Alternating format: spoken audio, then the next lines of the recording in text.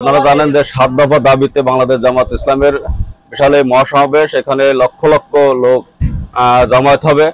সেই ধারাবাহিকতায় আমরা যশোর জেলা সদর উপজেলার নন্দপুর ইউনিয়ন থেকে আমরা প্রায় অসংখ্য গাড়ি এখান থেকে যাচ্ছে।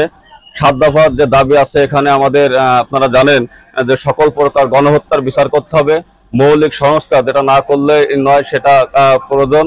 তারপরে সকল শহীদদের পুনর্বাসনের ব্যবস্থা করতে হবে, জুলাই সনদের ব্যবস্থা করতে হবে, তারপরে আপনার পেয়ার পদ্ধতির নির্বাচনের ব্যবস্থা করতে হবে, এরপরে আপনার আছে লেভেল প্লেইং পেয়ার চালু করতে হবে। ৭ দফা দাবিতেই মূলত আগামীকালকে বাংলাদেশ জামাত ইসলামের যে গণসমাবেশ, এই গণসমাবেশে এই মহাসমাবেশে বাংলাদেশের সকল জেলার থেকে লোকজন সেখানে জমায়েত হবে এবং সেখানে দেখবেন লক্ষ লক্ষ লোক এবং বাংলাদেশের ইতিহাসে সর্ববৃহৎ সমাবেশ সেখানে হতে যাচ্ছে আগামীকালকে। সেই ধারাবাহিকতায় আমরা যশোর সদর উপজেলা নন্দপুর ইউনিয়ন থেকে আমরা ইনশাল্লাহ রওনা দিয়েছি।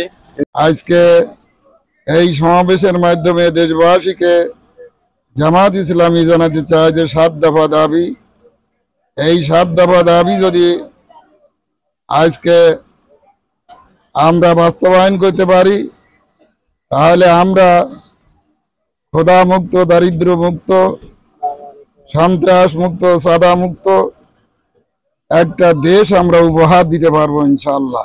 অ্যাকনন সোপ দেশের নাম্বার 1 হালাল অ্যান্টিব্যাকটেরিয়াল সোপ, ন্যাচারাল ব্যাকটেরিয়ালাইসিসের সুরক্ষায় ফ্রেশ ও অ্যাক্টিভ সব সময়।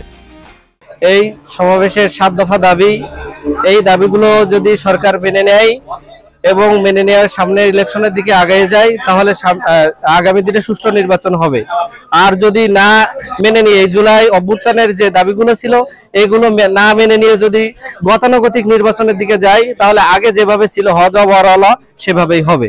যৌক্তিক যে সংস্কারগুলো আছে এই সংস্কারগুলো করেই আগামী নির্বাচনের দিকে আগাতে হবে, নতুবা যদি এই সংস্কার বাদে নির্বাচন হয় তাহলে আগে যেমন স্বৈরা শাসক তৈরি হয়েছে শেখ হাসিনা সরকার, আবারও সামনে যারা আসবে তারা ঠিক সেই একই কায়দায় সেই স্বৈরা শাসন করবে। আমাদের জনগণের, সাধারণ জনগণের কোনো মুক্তির কল্যাণের আমরা পথ খুঁজে আশা করতে পারি না। এই জন্য আমরা চাই বাংলাদেশ জামাত ইসলামের যে ৭ দফা দাবি আছে এই দাবি মেনেই আগামী দিন বাংলাদেশ সরকার এই নির্বাচনের পথ বাংলাদেশের জনগণের জন্য সুগম করবে। মহাসমাবেশের মাধ্যমে আমরা আমাদের দাবিগুলো তুলে ধরতে চাই। ১ নম্বর, সকল প্রকার গণহত্যার বিচার করতে হবে। ২ নম্বর বিষয় হলো যে প্রয়োজনীয় মৌলিক যে সংস্কারগুলা এগুলো নিশ্চিত করতে হবে। ৩ নম্বর বিষয় হলো জুলাই সনদ বাস্তবায়ন এবং জুলাই শহীদ এবং আহতদের সুচিকিৎসার ব্যবস্থা করতে হবে, পরিবারের পুনর্বাসনের ব্যবস্থা করতে হবে। ৫ নম্বর বিষয় হলো পেয়ার পদ্ধতিতে নির্বাচন, এটা নিশ্চিত করতে হবে।